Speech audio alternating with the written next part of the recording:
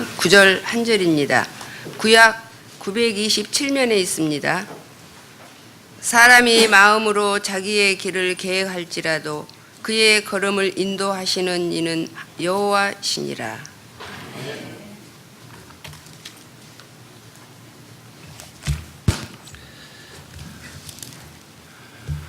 성경에 나오는 이야기들을 보면 대부분의 그 등장 인물들이 자기가 옳은 길을 잘 알고 있다라고 생각하는 사람들이 결국에는 빗나가고 만다는 이야기들로 가득합니다. 소위 성경에 나오는 이야기들이 보통 사람에 대해서 얘기한다면 어리석은 사람들의 이야기이기도 하다 하는 겁니다.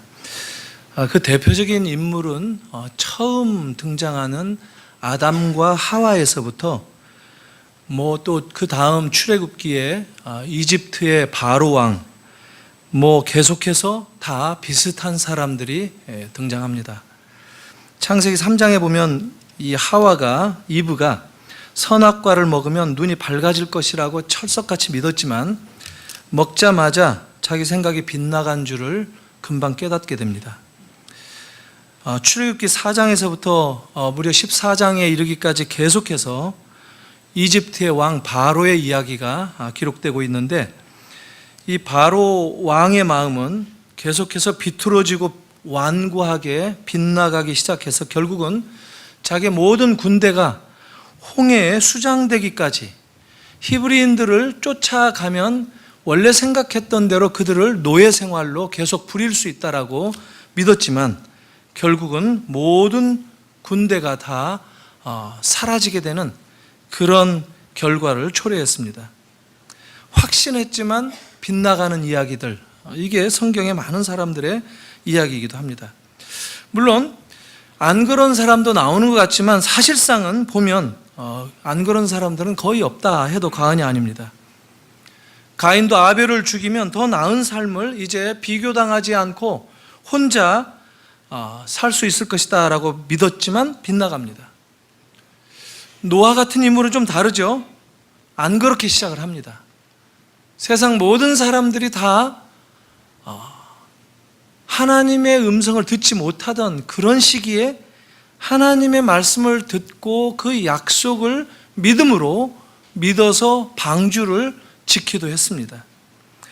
그렇지만 결국에는 막판에 가면 이 노아도 평정심을 잃고 술에 취한 채 빗나가고만 그의 모든 믿음을 상실한 것처럼 보여지는 모습을 보여줍니다.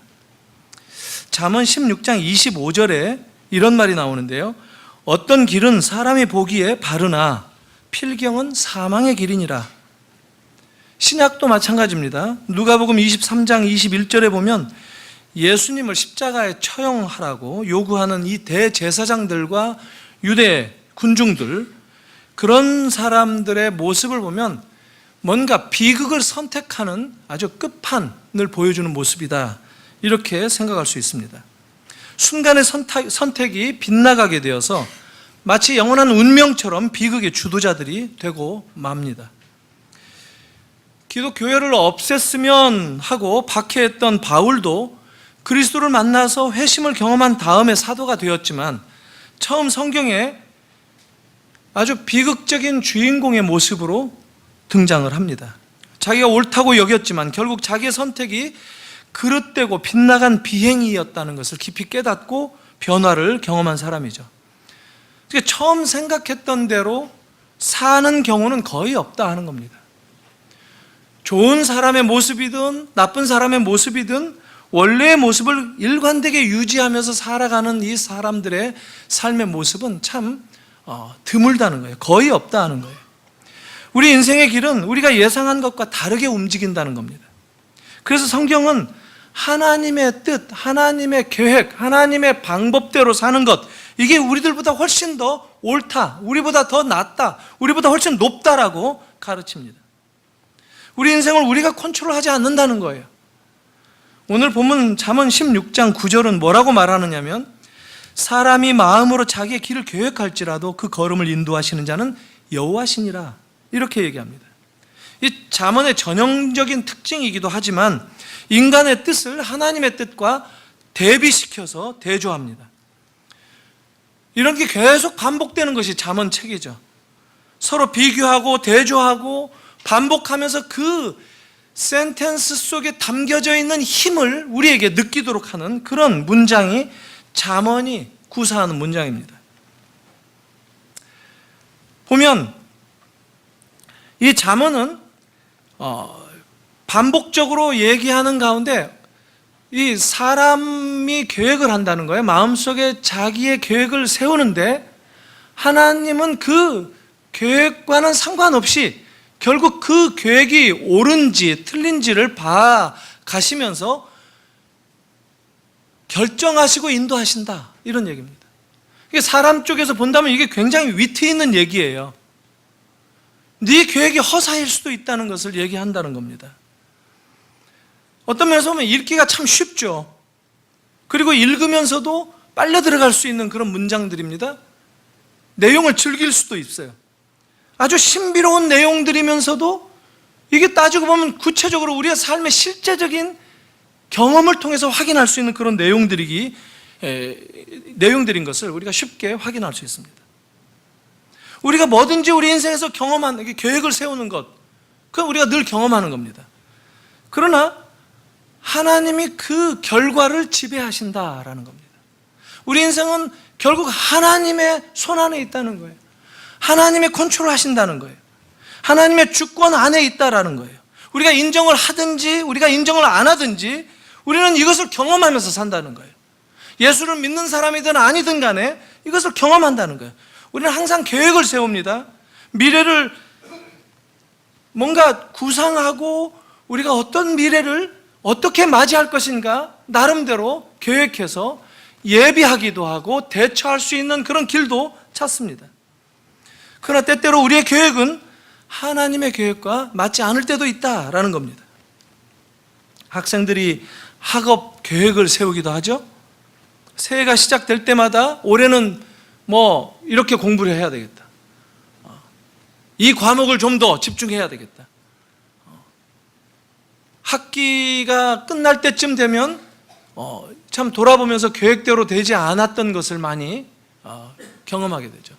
우리가 성도들이 신앙생활을 하면서도 우리가 계획한 것들 그대로 되지 않았던 것을 많이 경험합니다.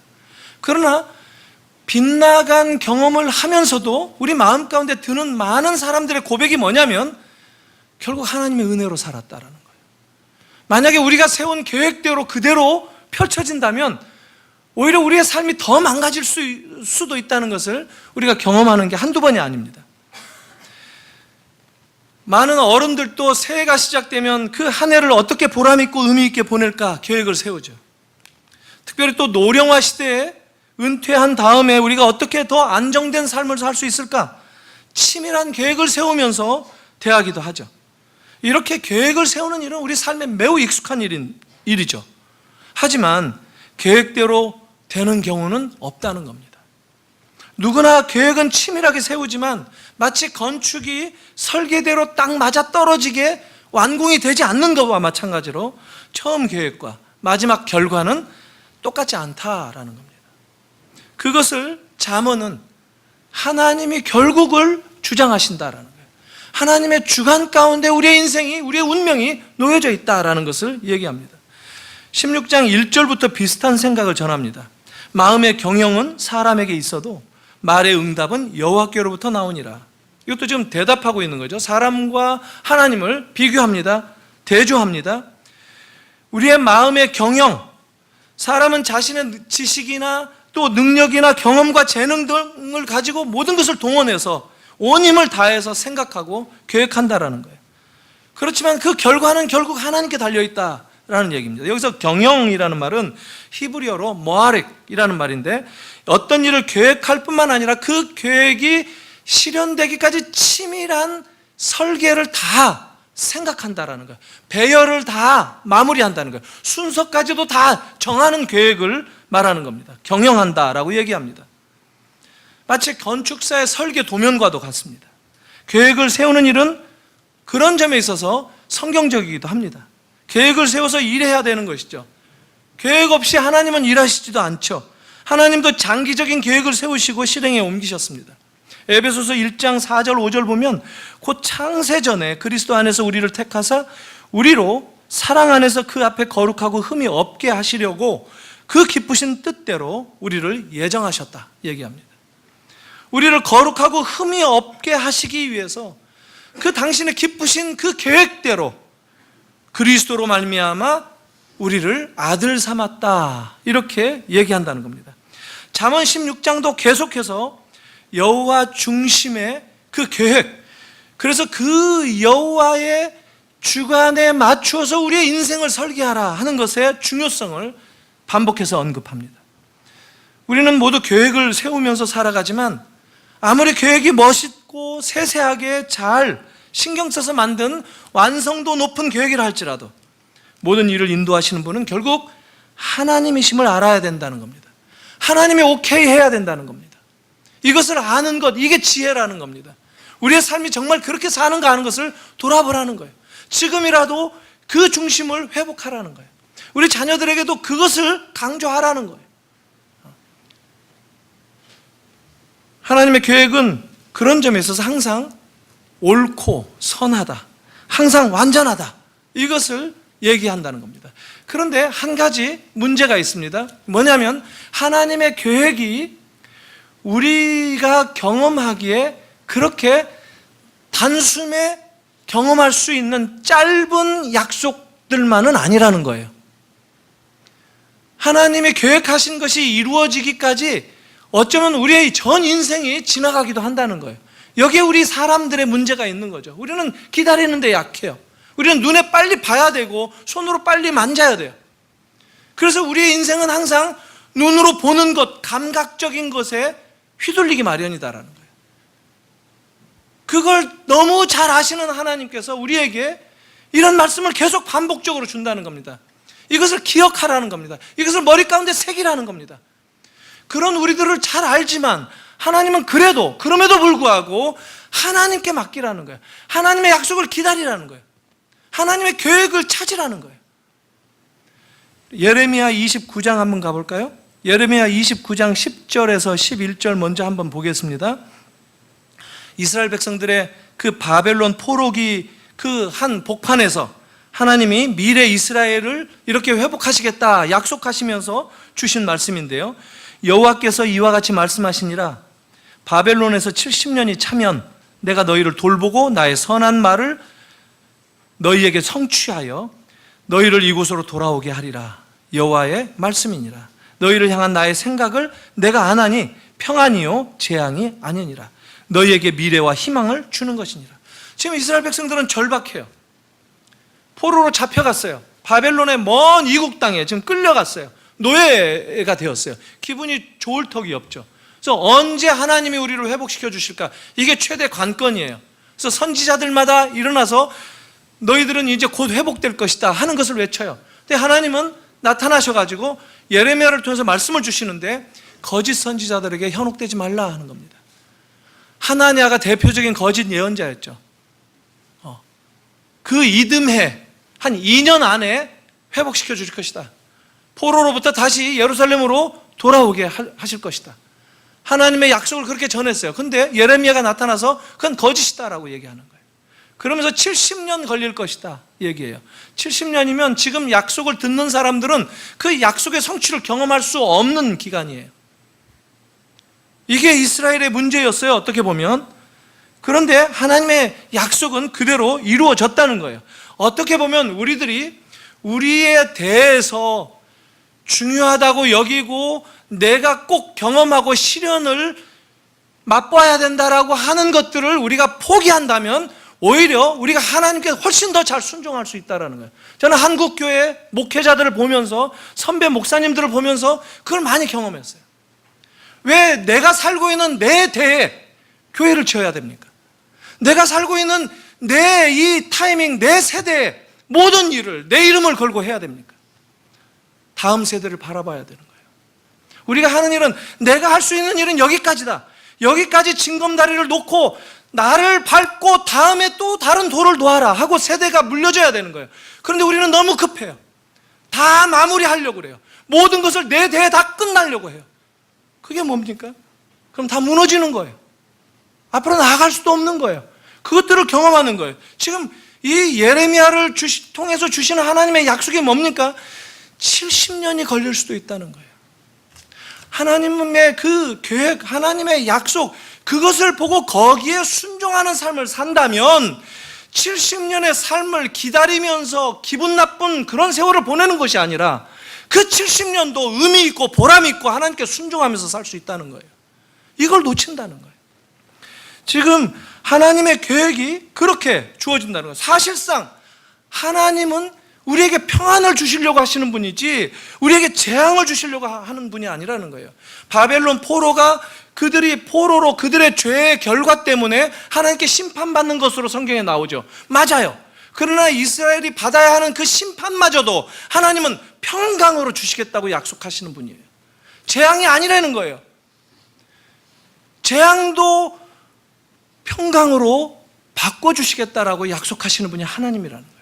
우리가 마땅히 죽어 마땅하지만, 우리가 죄의 벌을 받아도 싸지만, 그러나 하나님은 그런 우리들에게도 은혜를 베푸신다는 거예요.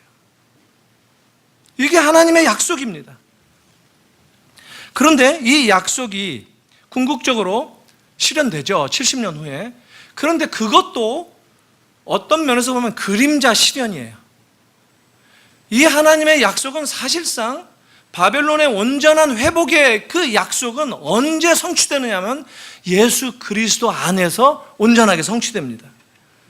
절망 가운데 있는 이스라엘 백성들은 그 약속을 쉽게 붙잡을 수 없었을 거예요. 이해는 돼요. 그러나 그렇기 때문에 하나님의 약속이 계속 주어진다는 거예요. 하나님의 말씀이 그래서 우리가 붙잡고 살아가야 되는 우리의 진정한 마음의 의지처라는 거예요. 하나님의 피난처라는 거예요. 뭐라고 얘기하시느냐면 하나님이 이어서 얘기합니다. 이스라엘 백성들이 하나님의 계획, 하나님의 약속을 붙잡고 살아가게 하기 위해서 하나님이 요구하는 게 있어요. 그게 뭐냐면 이스라엘 백성들이 하나님을 찾아야 된다는 거예요. 하나님을 기도하라는 거예요. 전심을 다해서 하나님께 구하라는 거예요. 이게 하나님이 주신 방법이에요. 하나님을 만나야 된다는 거예요. 하나님이 늘 그들과 함께 동행해야 된다는 거예요. 그럴 때 그 먼 날에 성취되어질 약속도 우리가 붙잡고 오늘을 살아갈 수 있다고 얘기를 하는 것입니다. 구하고 요청하면서 우리는 하나님의 계획을 이해할 수 있고 깨닫게 된다는 거예요. 그리고 그 예비하신 길을 따라서 안전하게 인도받을 수 있다는 것입니다. 예레미야 29장 12절부터 계속해서 14절까지 제가 봅니다. 너희가 내게 부르짖으라. 내게 와서 기도하면 내가 너희들의 기도를 들을 것이요 너희가 온 마음으로 나를 구하면 나를 찾을 것이요 나를 만나리라. 이것은 여호와의 말씀이니라. 나는 너희들을 만날 것이며 너희를 포로된 중에서 다시 돌아오게 하되 내가 쫓아보내었던 나라들과 모든 곳에서 모아 사로잡혀 떠났던 그곳으로 돌아오게 하리라. 이것은 여호와의 말씀이니라. 아주 놀라운데 지금 이 마지막 절 보면 14절 보면 처음 시작이 어떻게 시작하느냐면 이것은 여호와의 말씀이니라 이렇게 시작해요. 근데 그 같은 14절의 마지막 부분 어떻게 끝나느냐면 똑같이 이것은 여호와의 말씀이니라. 이 짧은 한 절을 전하는데 여호와의 말씀이라는 거예요. 강조가 된 거예요. 반복하는 거예요. 이것은 정말 중요하다는 거예요. 이게 좀 인클루지오, 샌드위치 기법이라고 얘기해요. 위로 아래로 묶어서 막았다는 거예요. 이 안에 포함된 내용은 매우 중요하다는 사실입니다. 이게 하나님의 말씀이라는 거예요. 우리는 물론 로봇가 아니죠. 눈 감고 미리 프로그래밍 된 그 이 지시사항대로 따라서 쫓아가는 그런 존재들이 아니죠. 우리가 하나님의 계획과 또 하나님의 뜻을 이해해야 되고 알고 살아가는 것이 그래서 중요하다는 겁니다.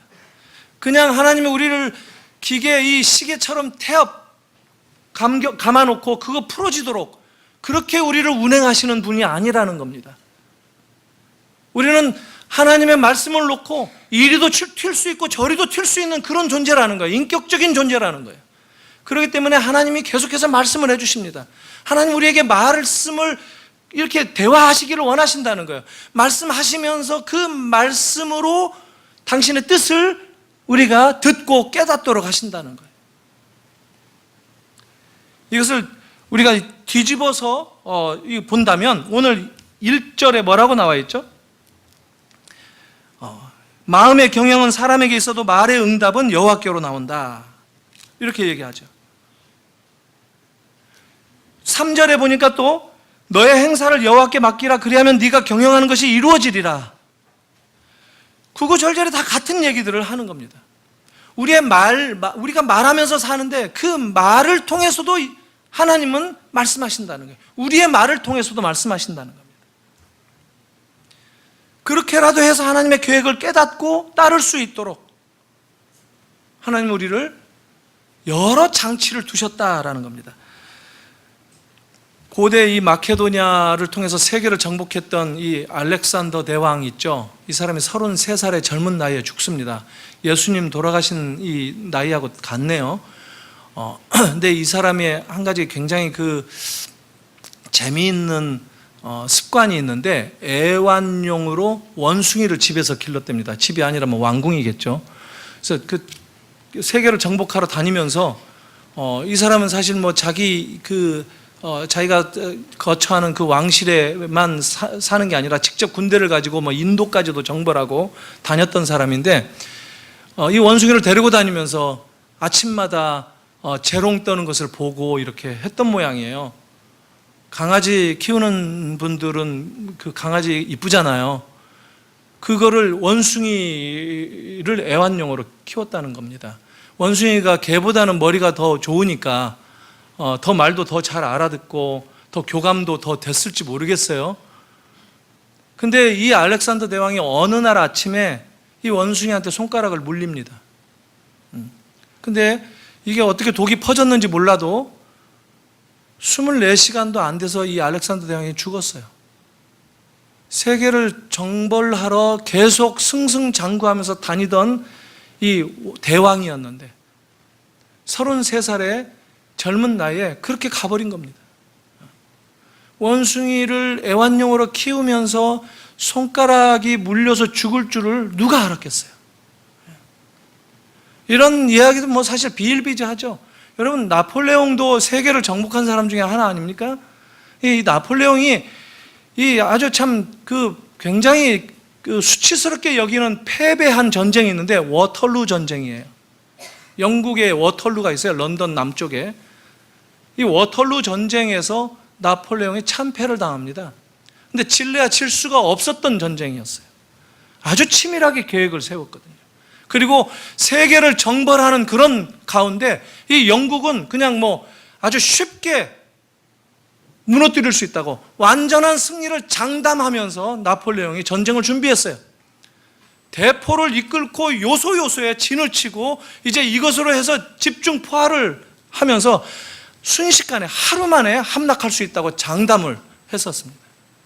원래 영국이 이 프랑스에서 보기에는 이거 만만하거든요. 왜냐하면 자기네 옛날 고대 노르만에 있는 윌리엄 왕자가 세운 나라니까 사실 자기 속국이라고 생각을 했는데 해상권을 장악하고 이 영국이 승승장구하니까 나폴레옹이 눈에 가시였던 거죠. 반드시 영국을 잡아야만 했던 거죠.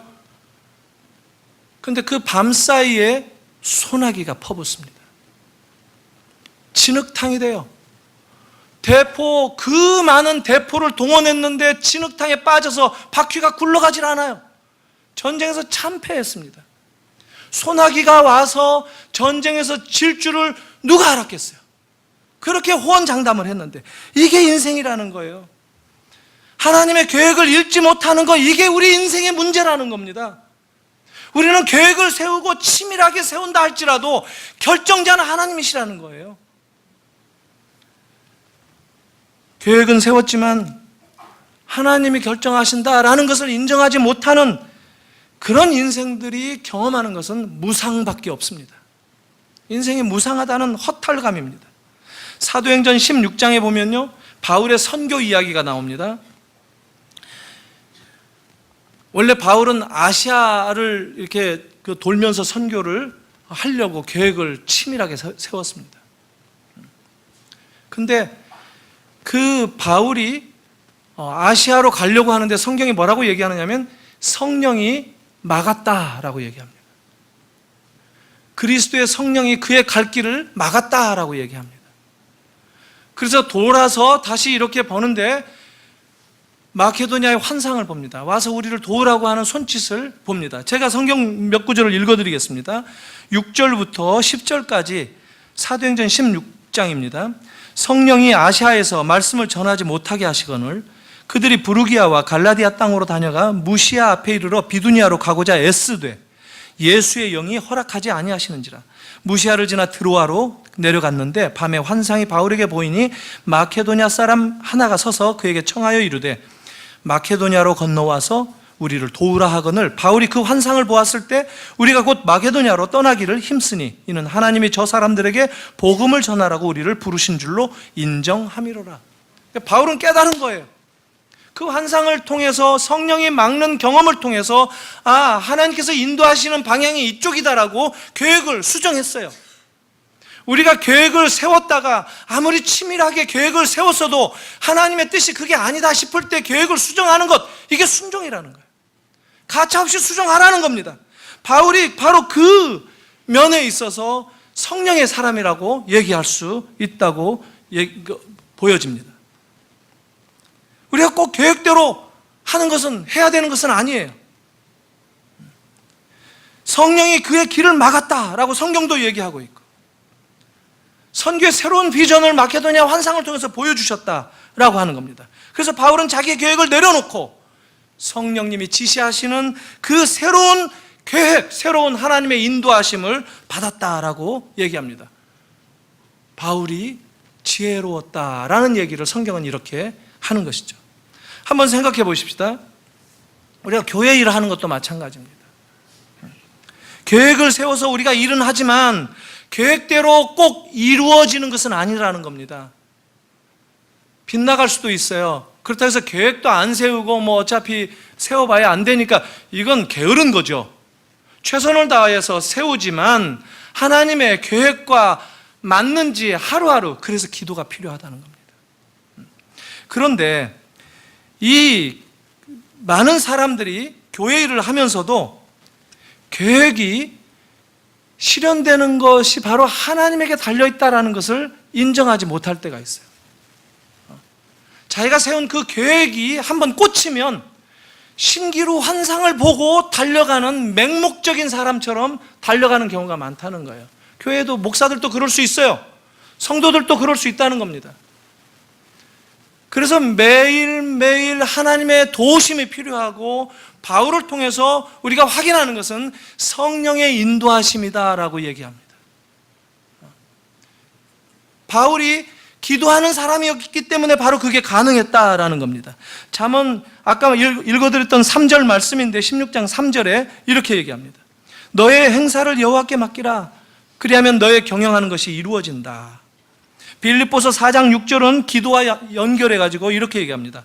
아무것도 염려하지 말고 오직 모든 일에 기도와 간구로 너희 구할 것을 감사함으로 하나님께 아뢰라. 베드로전서 5장 7절에도 이렇게 얘기합니다. 너희 염려를 다 주께 맡겨버리라. 이는 저가 너희를 권고하심이니라. 주님이 우리를 권고하신다는 거예요. 주님이 우리에게 말씀을 주신다는 거예요. 우리를 위로하시고 권면하시고 인도하신다는 거예요. 주님이 우리와 함께 하시겠다는 거예요. 우리에게 문제가 뭐냐면 우리는 맡긴다고도 하지만 온전히 맡기지 못하는 것이 때로는 문제입니다. 여전히 맡기고 난 다음에도 불안하고 염려하고, 이게 우리라는 거예요. 이게 우리인 것을 인정하는 게 매우 중요합니다. 우리는 마치 고장난 기계와 마찬가지예요. 우리 스스로 고칠 수가 없어요. 우리 인생의 문제를, 우리가 만나는, 우리가 부딪히는 문제들, 그리고 내가 만들어낼 수밖에 없는데 연약한 문제들, 이것은 우리가 못 고친다는 거예요. 주님이 개입하시지 않는다면 바로 잡혀질 수 없다는 겁니다. 그래서 주님께 맡기는 것이 필요합니다. 말씀을 좀 정리해 보겠습니다. 오늘날 우리가 하나님의 음성을 잘 듣지 못하는 이유가 있는데, 그건 많은 사람들이 얘기하는 것이기도 한데 두 가지 이유를 들 수 있습니다. 하나는 너무 바쁩니다. Too busy. 우리가 바쁘다는 거예요. 우리는 일 자체에 몰두하고 그 일의 결과, 성과에 빠져서 그것을 어떻게 성공하게 만들 것인가 급급하다가 보면 열심히 달려가는데 진정한 성공이 무엇인지 모를 때가 있다는 겁니다. 내가 지금 매달리고 있는 이 일의 의미, 깊이가 무엇인지 깨닫는 그런 새도 없이 그냥 휩쓸려서 뛰어다니기 분주한 그런 것 때문에 주님의 음성을 못 듣는다는 거예요. 멈추지 못하기 때문에, 늘 바쁘기 때문에. 어떤 분은 그래서 이런 책을 썼죠. 나는 바빠서 기도한다. 내 인생이 바쁘기 때문에 기도한다는 거예요. 그리고 두 번째 문제가 있다면 그것은 너무 시끄러운 데 삽니다. Too noisy. 너무 소란하다는 거예요. 산만하게 만들고 볼거리도 많고 들을 것도 많고 여행 다닐 것도 많고 읽어야 할 책들도 많고 이런저런 만남 모임 참여하는 것들이 많은데 정작 그러다 보면 시간만 흘러간다는 거예요. 주님의 소리를 들을 기회를 놓친 채 나이가 들어간다는 거예요. 삶은 산만하고 생각할 시간도 없고 기도할 시간도 없이 흘러간다는 거예요. 뭐 기도할 시간이 아주 없는 건 아니죠. 우리가 뭐 어쨌든 식사 기도는 다 하니까 중요하죠. 식사 기도도. 전 식사 기도 할 때마다 이 식사 기도를 개혁하면 정말 우리 신앙생활이 달라진다라는 생각을 합니다.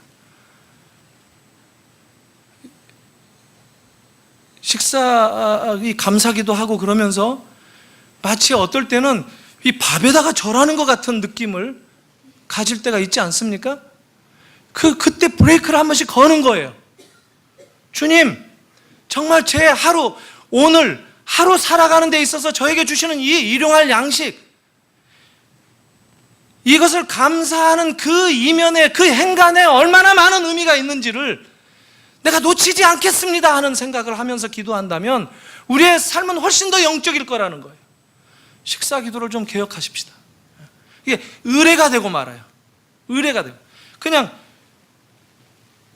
자동적으로 그걸 우리 신앙은 항상 자동화가 되는 위험이 늘 있습니다. 거기로부터 우리를 좀 더 자유롭게 만드는 것이 훨씬 중요하다는 것입니다. 물론 뭐 식사 기도하면서도 하나님의 음성을 들을 수 있죠. 근데 뭐 배고파서 밥 먹다가 보면 또 맛있는 거 생각하다 보면 이 반찬도 저 반찬도 이렇게 손이 가다 보면 하나님 말씀 들을 새가 없는 게 현실 아닙니까? 어떤 분이 이런 말을 또 했어요. 현대인은 도무지 생각을 하고 살지 않는다. 생각 없이 산다. 참 한편으로는 현대인만큼 생각이 아주 골똘하고 분주하게 머리 쓰고 모든 것을 분석하고 뒤집어보고 따져보는 그런 경우가 없는데 어떻게 생각조차 하지 않는다고 말할 수 있을까 얘기할 수 있죠. 이건 정말 뚱딴지 같은 소리 아닌가. 굉장히 도발적이다. 그야말로 이 사람이야말로 생각 없이 하는 말은 아닌가 이런 생각이 듭니다. 그러나 정작 그의 말을 곱씹어서 뜯어보면 현대인들은 굉장히 분주해요. 생각 많이 하는 것 같아요. 근데 정말 진정으로 생각해야 될 것들을 생각하느냐 할 때는 의심이 든다는 거예요. 생각다운 생각을 하고 있지 않다는 뜻일 거예요. 정말 생각의 가치, 생각해서 정말 생각한 그 결과를 가지고 내가 확인하고 확신하고 살아갈 수 있는 삶에 쓸모있고 유용하게 만드는 그런 생각, 마땅히 생각해야 될 것들을 생각해야 된다는 겁니다. 현대인들은 생각은 많이 하지만 많은 나무에 가려서 숲을 못 보는 것처럼 역사상 유례 없이 많은 것을 따져보고 생각하면서 예리하게 분석하고 정확하게 알고 있는 박식가들이 되고 만물박사가 되는 것 같아 보이지만 정작 그 생각을 통해서 지혜에 이르지 못한다는 겁니다. 하나님의 생각을 들으려고 하는 그 자리까지, 그 문턱까지 넘어서지 못한다는 겁니다. 그래서 오히려 현대인들이야말로 유례 없이 우둔한 자들이 아닌가 하는 것이 이 사람의 얘기가 아닌가 싶습니다. 이 마틴 하이데거의 얘기였습니다. 또 어떤 사람이 이런 얘기를 했어요. 우리가 하나님의 말씀을 읽으면서도 말씀이 들리지 않을 때가 있는데 그거는 일종의 하나님의 심판일 수 있다. 내가 하나님의 말씀을 들으면서 내가 기도를 하면서도 하나님의 뜻을 내 마음 가운데 새기지 못하고 듣지 못한다면 그것은 심판의 일종일 수 있다는 겁니다. 저는 제 얘기를 하는 것 같았어요. 성경책 읽고 하지만 때로는 하나님의 음성이 와닿지 않을 때가 있다는 거예요. 그게 심판이라는데 참 무섭지 않습니까? 사랑하는 성도 여러분, 우리가 우리 인생을 결정하는 것 같지만 우리가 결정하지 않습니다. 하나님께서 우리를 인도하신다. 하나님이 우리를 결정해 주신다. 하나님이 우리를 주관하신다. 바로 그분이 우리의 삶을 컨트롤하신다. 이것을 고백하고 인정하는 것이 절대 필요하다는 겁니다. 그게 우리의 삶의 출발점이어야 된다는 거예요. 잠언은 그렇게 계속해서 얘기합니다. 이런 확신을 여러분들이 가지시기를 바랍니다. 여기에서 여러분들의 삶을 출발했으면 좋겠어요. 이 달력을 보면요, 제일 제 쪽에서 봤을 때 왼쪽에서부터 이렇게 시작하잖아요. 근데 주일이 맨 처음에 빨간 글씨로 있고 월, 화, 수, 목, 금, 토가 있어요. 토요일은 뭐 파란색 글씨지 않습니까? 근데 이 달력, 요새 잘못 나오는 달력이 어쩌다가 있는 거 보면 월요일부터 시작해서 월, 화, 수, 목, 금, 토, 일 이렇게 인쇄를 하는 달력도 있어요. 근데 여러분, 일주일의 첫날은 주일이에요. 여러분, 이거 굉장히 중요한 원리인데 우리가 한 주 한 주 살아가는데 우리 크리스천들은 사실 이 주 단위의 삶을 살지 않습니까? 주일이 굉장히 중요한데 일주일을 살아가고 그럴 때 내가 주일이 처음에 있다라고 하는 것이 무엇을 의미하냐면 우리가 다 털고 와서 뭘 받는다 하고 끝맺는 것이 한 주가 아니라 하나님은 우리에게 새로운 시작을 알리기 위해서 내가 너와 함께 하겠다 약속한 그 모든 삶에 필요한 것들을 먼저 공급해 주신다는 거예요. 그걸로 살라는 거예요, 힘있게. 그냥 아무것도 없는 데서 고갈하고 해서 없습니다, 지치고 왔습니다 라고 주일날 오기보다 주일날은 기대에 차서 힘있게 하나님께서 주시고 하나님께서 새롭게 열어주시는 새로운 한 주를 내가 어떤 기대감을 가지고 살 것인가, 이번 한 주는 하나님이 나를 어떤 길로 인도하실 것인가, 그거를 흥분하면서 바로 그 주님의 발걸음에 인도하심을 따르겠습니다 하는 마음으로 주일에 와서 예배하는 것이라는 겁니다. 그 힘으로 우리가 얼마든지 일주일 동안 살아간다는 거예요. 그럼 우리의 기도가 변하지 않겠습니까? 우리의 삶이 변할 거예요. 우리가 늘 수구적으로 수세에 몰려서 겨우 살았습니다. 이 험한 세상에서 겨우 이렇게 보존해가지고 주님 겨우 나왔습니다가 아니라 주님 주신 것으로 살았습니다. 자, 이번 한 주 또 그렇게 살겠습니다. 그러면 주일 끝나고 집으로 돌아가실 때, 그리고 여러분 가정으로, 직장으로 돌아가실 때, 세상으로 돌아가실 때 다시 얼마나, 이게 파송이에요, 일종의. 이 힘으로 내가 하나님의 아들인 것을, 내가 그리스도인인 것을, 내 정체가 바로 그런 모습인 것을 드러내면서 살아감으로써 내가 만나는 사람들, 내가 처한 삶의 환경 속에서 그 삶의 구조를 바꾸고 변혁하는 그런 삶을 사는 것, 이게 그리스도인들에게 주신 하나님의 놀라운 축복이에요. 이것을 완성하신 분이 예수 그리스도입니다. 구약은 그게 없었어요. 구약은 예수님만 바라보면서 살았기 때문에. 근데 우리는 예수님께서 이미 출발점에 서 계신다는 것을 놓치지 마시기 바랍니다. 이 선교를 보면 이 지구상의 발견과 더불어서 뭐 배 타고 이쪽 저쪽 아프리카, 인도, 또 인도를 방문하러 가다가 이 아프리카에서 이렇게 바다를 찾아가야 되는데 대서양으로 빗나가는 바람에 서인도 제국을 만나지 않았습니까? 그래서 아메리카를 그래서 발견하기도 하고 그런 건데, 그때는 이게 선교로 했다고 말할 수 없죠. 이게 식민지 개척을 했던 거죠. 그래서 이 제국주의의 유린하는 그 전 세계의 식민지 정책의 일환으로 그래도 예수 믿는 그런 사람들이 끼어서 같이 선교적으로 흩어져서 갔던 거예요. 우리가 미션이라고 하는 영화를 보면 나오죠.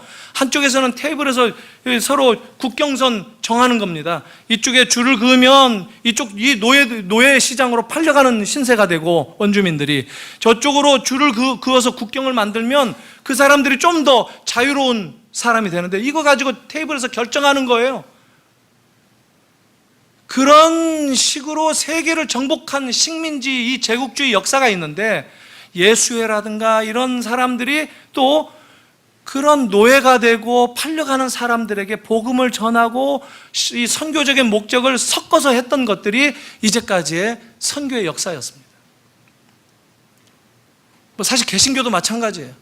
영국이 뭐 얼마나 해가 지지 않는 나라였습니까? 식민지였거든요. 그 식민지 이 개척에서 뒤처진 나라가 독일 아닙니까? 근데 독일이 거기에서 1차 대전 일으키고 2차 대전까지 이어지지 않았습니까? 자기네는 공평하게 좀 땅 좀 가져야 되는데 이미 다 차지하고 안 주고 외교적으로 밀리고 하니까 그럴 바야 세계를 다 덮어버리겠다 이런 거 아니겠어요? 세상은 지금도 그렇게 갈 거예요. 근데 그런 가운데 선교가 어떻게 진행됐느냐면 해안 선교부터 시작합니다. 배 타고 가서 무서우니까 이 해안가에 배 정박시켜서 잠깐 예수 전하고 조금 안전할 것 같으면 배에서 내려서 또 예수 전하다가 배로 얼른 타고 돌아다니면서 해안가 선교가 초창기 선교였어요. 그러다가 그게 이제 윌리엄 캐리식의 선교라고 한다면 허드슨 테일러, 중국을 선교했던 이 사람은 내지 선교를 제창을 합니다. 실제로 실천을 합니다. 인랜드, 이 깊숙이 해안이 아니라 그 원주민, 그 나라 백성들과 더불어서 섞여 살면서 깊숙한 곳에 내지까지 들어가서 선교하는 거, 복음을 전하는 거 이렇게 발전했어요. 그러다가 프론티어 변방까지 가자. 그래서 그 변방을 무너뜨리고 그 다음 국경까지도 가서 선교하자. 이러다가 20세기 말에 어디까지 왔느냐면 미전도 종족을 입양한다 이런 개념까지 선교학이 발전된 거예요. 계속해서 따지고 보면 바울의 이 선교 전략을 보면 바울은 그걸 동시에 다 했어요. 바울은 해안가도 다녔고 내지도 다녔고 종족적인 입양 선교도 했었고 다 했어요. 그러다가 21세기 지금 최근에 선교학의 화두가 뭐냐면 트랜스포메이션, 변혁, 변화라는 겁니다. 왜냐하면 안 간 데 없이 이제 갈 때에는 다 갔어요. 근데 그러면서 깨달은 게 뭐냐면 정말 중요한 것은 그 어디서라든가 하나님의 나라의 가치와 하나님 나라의 그 이상이 그 삶의 방식이 실현될 수 있도록 그 킹덤의 메시지를 실천할 수 있도록 만들어주는 것, 그게 뭐냐면 우리가 살고 있는 이 모든 세상이 다 거기에 해당된다는 거예요. 교육도 법의 영역도, 사회적인 영역, 의학의 영역, 모든 영역이 다 예수 그리스도의 주권이 통치하는 영역이 될 수 있도록 바꾸는 일을 하는 것이 선교의 화두라는 겁니다. 저는 교회의 사역 아닌가? 선교와 교회는 결국 하나로 만났다라는 생각을 합니다. 교회나 선교나 같은 거예요. 사실은 교회의 사역이나 선교의 사역이 똑같은 거예요. 그래서 우리가 주일에 모이는 겁니다. 하나님의 말씀을 다시 듣고 우리가 흩어져서 각각의 선교 영역으로 흩어진다는 겁니다. 그래서 내가 만나는 사람들을 변화시키고 하나님 나라의 그 이상을 내가 붙들고 하나님의 모든 것을 결정하신다라고 하는 그 믿음을 보이면서 살아감으로써 나를 보고 하나님의 사람들은 이런 삶을 사는구나라고 도전하고 함으로써 세상을 킹덤의 영역으로 변화시켜가는 것, 이게 우리의 역할인 겁니다. 우리 교회가 이런 삶을 살기를 바랍니다. 여러분 모두가 이런 삶으로 세상 어느 곳이든지, 학생들은 학교로, 직장인들은 직장이 곧 선교오지라는 거예요. 내 삶의 하루하루의 영역이, 그 삶의 터전이 곧 하나님이 내게 주신 것을 이루고 표현하고, 그래서 하나님이 결정지어 가면서 하나님의 나라가 다스리는 그런 영역으로 변화시키는 것, 이게 우리들의 삶이다 하는 겁니다. 사랑하는 성도 여러분, 주님이 이 모든 것의 중심에 있다는 것을 인정한다면 우리의 시야가 이렇게 열립니다. 우리의 눈이, 우리의 안목이, 우리의 삶의 태도가 변화된다는 겁니다. 수세적으로 또 이렇게 소극적으로 밀리면서 하루하루를 살아가는 것이 아니라 오히려 적극적으로, 역동적으로 하나님의 사람으로 나를 드러내며 살아가는 또 새로운 한 주를 기대하시고, 그 한 주 가운데 주님 그 결정하시고 인도하시는 그 발걸음을 내가 같이 동행하겠습니다, 이 결심이 있게 되는 여러분 모두가 되기를 주님의 이름으로 축원합니다. 기도하겠습니다. 하나님 아버지, 은혜를 감사합니다. 우리의 삶에 찾아와 주시고 말씀하시며 당신의 뜻을 끊임없이 가르쳐 주시는 것을 이 시간 다시 한번 감사와 찬양으로, 영광으로 고백합니다. 주님, 저희들을 불러주셨고 저희의 삶 가운데 주인 되어 주셨는데 우리의 삶이 왜 이렇게 소극적이고 왜 이렇게 연약하고 힘없는 그런 삶인지 다시 한번 말씀을 통하여서 힘을 얻기를 원하오니, 주님 이 시간 성령의 놀라운 역사하심으로 저희 모든 심령들을 덮어주시고 주님의 놀라운 비전을 다시 한번 우리가 품을 수 있도록 은혜를 더하여 주시옵소서. 예수님의 이름으로 기도하옵나이다. 아멘.